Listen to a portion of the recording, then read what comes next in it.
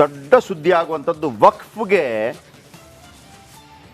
ಒಂದು ಬದಲಾವಣೆ ಮಾಡ್ತಾ ಇದ್ದಾರೆ. ಪ್ರಧಾನಿ ನರೇಂದ್ರ ಮೋದಿ ನೇತೃತ್ವದ ಕೇಂದ್ರ ಸರ್ಕಾರ ವಕ್ಫ್ ಕಾಯ್ದೆಗೆ ತಿದ್ದುಪಡಿ ತರಲು ಮುಂದಾಗಿದೆ. ಇಂದು ಸಂಸತ್ನಲ್ಲಿ ವಿಧೇಯಕ ಮಂಡನೆಯಾಗಲಿದೆ. ಏನದು ವಕ್ಫ್ ಕಾಯ್ದೆ? ಲಾಭನ ನಷ್ಟನ? ಏನು ಬದಲಾವಣೆ ಮಾಡ್ತಾರೆ? ಇದರ ಬಗ್ಗೆ ಒಂದು ಸ್ಪೆಷಲ್ ರಿಪೋರ್ಟ್ ಅದಾದ ನಂತರ ಅದರ ಬಗ್ಗೆ ಹೇಳ್ತೀನಿ.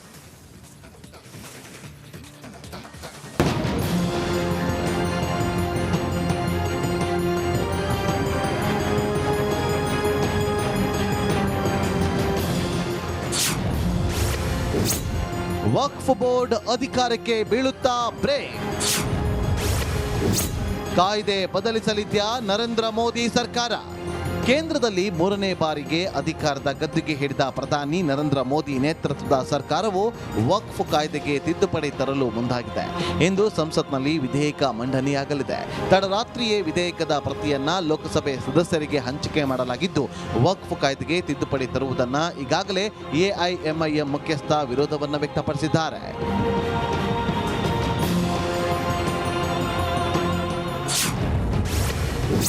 1995ರ ವಕ್ಫ್ ಕಾಯ್ದೆಯ ಸೆಕ್ಷನ್ 40ಕ್ಕೆ ತಿದ್ದುಪಡಿ, ಹಲವು ಬದಲಾವಣೆ ಮಾಡಲು ಕೇಂದ್ರ ತೀರ್ಮಾನ. ವಕ್ಫ್ ಕಾಯ್ದೆ ಬದಲು ಮರು ನಾಮಕರಣ. ಯೂನಿಫೈಡ್ ವಕ್ಫ್ ಮ್ಯಾನೇಜ್ಮೆಂಟ್, ಎಫಿಷಿಯನ್ಸಿ ಮತ್ತು ಡೆವಲಪ್ಮೆಂಟ್ ಆಕ್ಟ್ 1923ರ ವಕ್ಫ್ ಕಾಯ್ದೆ ರದ್ದುಗೊಳಿಸಲು ತೀರ್ಮಾನ.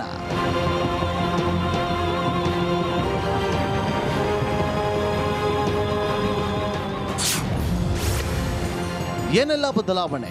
ವಕ್ಫ್ ಮಂಡಳಿ ಆಸ್ತಿಯ ಪರಮಾಧಿಕಾರಕ್ಕೆ ಬೀಳಲಿದೆ ಬ್ರೇಕ್. ರಾಜ್ಯಗಳ ವಕ್ಫ್ ಮಂಡಳಿಗೆ 2 ಮಹಿಳೆಯರು ಕಡ್ಡಾಯ. ವಕ್ಫ್ ಮಂಡಳಿ ಆಸ್ತಿ ಕುರಿತು ಜಿಲ್ಲಾಧಿಕಾರಿ ತೀರ್ಮಾನವೇ ಫೈನಲ್. ಸಮಿತಿಯಲ್ಲಿ ಒಬ್ಬ ಕೇಂದ್ರ ಸಚಿವ, 3 ಸಂಸದರು, ತಲಾ 3 ಮುಸ್ಲಿಂ ಸಂಘಟಕರು, ಮುಸ್ಲಿಂ ಕಾನೂನು ತಜ್ಞರು, ಸುಪ್ರೀಂ ಅಥವಾ ಹೈಕೋರ್ಟ್ನ 2 ಜಡ್ಜ್ಗಳ ಸಮಿತಿ ಸದಸ್ಯ. ವಕ್ಫ್ ಆಸ್ತಿ ಘೋಷಣೆ ಮಾಡುವ ಮೊದಲು ನೋಟಿಸ್, ವೆಬ್ಸೈಟ್ನಲ್ಲಿ ಪ್ರಕಟ. ವಕ್ಫ್ ಆಸ್ತಿಗಳ ಸರ್ವೆಯನ್ನ ಜಿಲ್ಲಾಧಿಕಾರಿ ಎದುರು ಮಾಡಬೇಕು. ಮಂಡಳಿ ನಿರ್ಧಾರ ಪ್ರಶ್ನಿಸಿ 90 ದಿನದಲ್ಲಿ ಆಸ್ತಿ ಮಾಲೀಕರು ಪ್ರಶ್ನೆ ಮಾಡಬಹುದು. ಆಸ್ತಿಯ ಬದಲು ಹಣಕಾಸಿನ ನೆರವಿಗೂ ಹೊಸ ಅಂಶ ಸೇರ್ಪಡೆ. ವಿಧವೆಯರ, ವಿಚ್ಛೇದಿತರು, ಅನಾಥರಿಗೆ ಹಣ ಕೇಂದ್ರದ ಸಲಹೆಯಂತೆ ಬಳಕೆ. ವಕ್ಫ್ ಮಂಡಳಿ ವಿರೋಧಿಸುವ ಬೊಹರಾ, ಆಗಾ ಖಾನ್ಗೆ ಪ್ರತ್ಯೇಕ ಮಂಡಳಿ.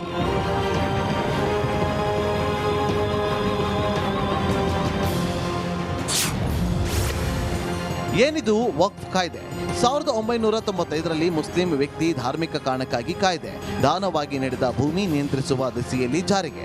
ಧಾರ್ಮಿಕ ಕಾರಣಕ್ಕಾಗಿ ನೀಡಿದ ಆಸ್ತಿಯು ವಕ್ಫ್ ಮಂಡಳಿ ವ್ಯಾಪ್ತಿಗೆ. ವಕ್ಫ್ ಮಂಡಳಿ ತನ್ನ ಆಸ್ತಿ ಘೋಷಣೆ, ವಶಕ್ಕೆ ಪಡೆಯುವ ಪರಮಾಧಿಕಾರ. ದೇಶದಲ್ಲಿ ವಕ್ಫ್ ಮಂಡಳಿಯು ಸುಮಾರು 8.7 ಲಕ್ಷ ಆಸ್ತಿಯನ್ನ ಹೊಂದಿದೆ.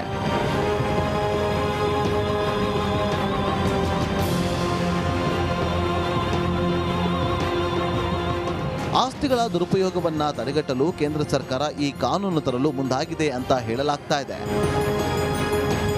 Bureau report, republic Kannada. Sir, ಇದು ಏನ್ ಸರ್ ಆಕ್ಚುಲಿ ವಕ್ಫ್ ಕಾಯ್ದೆ ಅಂದ್ರೆ ಸಂಕ್ಷಿಪ್ತವಾಗಿ ಹೇಳೋದಾದ್ರೆ? ಈಗ ವೀಕ್ಷಕರೇ ಕೇಳಿಸ್ಕೊಳ್ಳಿದ್ಯಾ, ಏನು ವಕ್ಫ್ ಕಾಯ್ದೆ ಬದಲಾವಣೆ ಆಗುತ್ತೆ ಅಂತೇಳಿ. ಎಲ್ಲವೂ ಸರಿಯಾಗಿತ್ತು. 1995ರಲ್ಲಿ ಕಾಂಗ್ರೆಸ್ ಗೌರ್ಮೆಂಟ್ ಏನು ಮಾಡುತ್ತೆ, ಈ ವಕ್ಫ್ಗೆ ಹೆಚ್ಚಿನ ಪರಮಾಧಿಕಾರ ಕೊಡುತ್ತೆ. ಯಾಕಂದರೆ ರಾಮ ಮಂದಿರ, ಬಾಬರಿ ಮಸೀದ್ ಧ್ವಂಸ ಆಯಿತು ಅಂತಿರುತ್ತಲ್ಲ, ಇನ್ನು ಮುಸ್ಲಿಮರ ವಿಶ್ವಾಸ ಗಳಿಸಬೇಕು ಅಂಥೇಳಿ. ಭಾಳ ಆಶ್ಚರ್ಯಕರ ಏನಪ್ಪ ಅಂತಂದರೆ, ಭಾರತದಲ್ಲಿ ಮಿಲಿಟ್ರಿ ಬಳಿ 18 ಲಕ್ಷ ಎಕರೆ ಜಾಗ ಇದೆ. ಎಷ್ಟು? 18 ಲಕ್ಷ ಎಕರೆ. ಬಟ್ ಅದು ಸರ್ಕಾರಿ ಜಾಗ. ನಮ್ಮ ರೈಲ್ವೆ ಬಳಿ 12 ಲಕ್ಷ ಎಕರೆ ಜಾಗ ಇದೆ. ಅದು ಸರ್ಕಾರಿ ಜಾಗ. 2006ರಲ್ಲಿ ಈ ವಕ್ಫ್ ಬಳಿ 1.2 ಲಕ್ಷ ಎಕರೆ ಜಾಗ ಇತ್ತು 2006ರಲ್ಲಿ. ಅದು 2009ರಲ್ಲಿ 4 ಲಕ್ಷ ಎಕರೆ ಆಯಿತು. 2024ರಲ್ಲಿ 8ರಿಂದ 10 ಲಕ್ಷ ಎಕರೆ. 3ನೇ ಅತಿ ದೊಡ್ಡ ಜಾಗ ಇರೋದು ಇವರ ಬಳಿ. ಆದರೆ ಇದು ಖಾಸಗಿ, ಇದು ಸರ್ಕಾರದ್ದಲ್ಲ.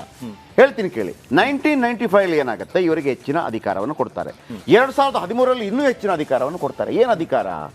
ವಕ್ಫ್ನ ಸಿಇಒ ಯಾವುದಾದ್ರೂ ಒಂದು ಜಾಗವನ್ನ, ಇದು ನಮ್ಮ ಜಾಗ ಅಂತಂದ್ರೆ ಅದನ್ನು ಅವರಿಗೆ ಬಿಟ್ಕೊಡ್ಬೇಕು.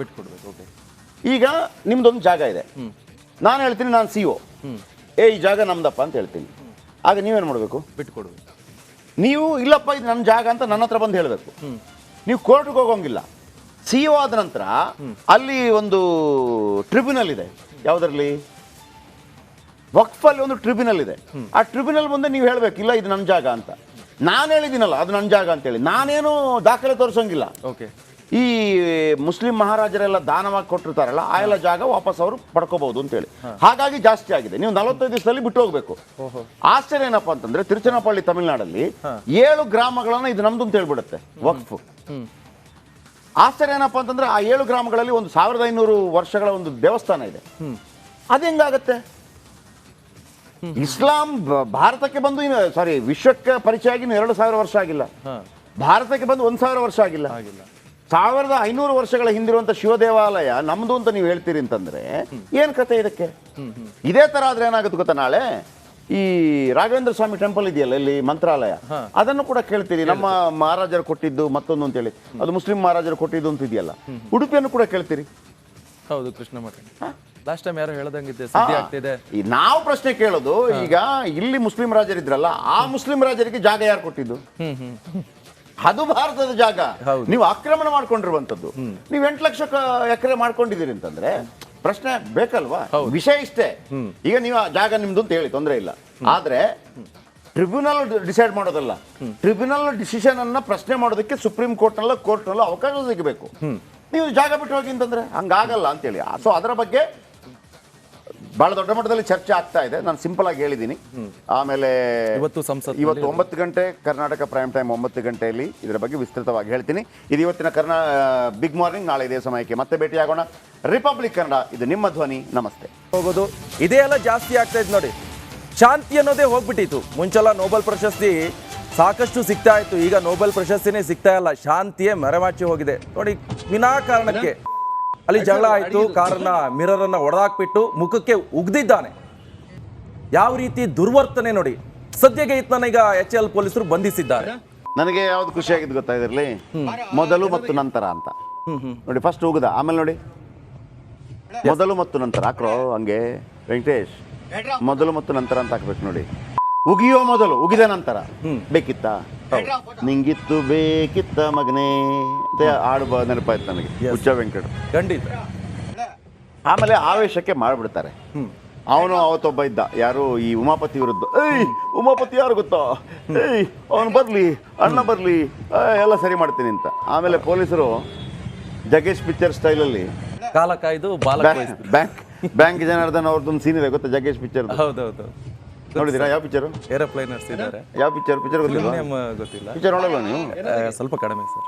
ಆಹಾ, ನೋಡಿ ಹಿಂಗಾಗಿದೆ. Okay, next.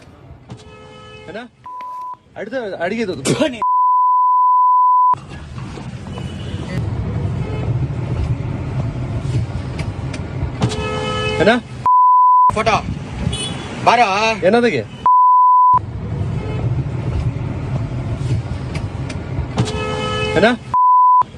ಅಡಿಗೆ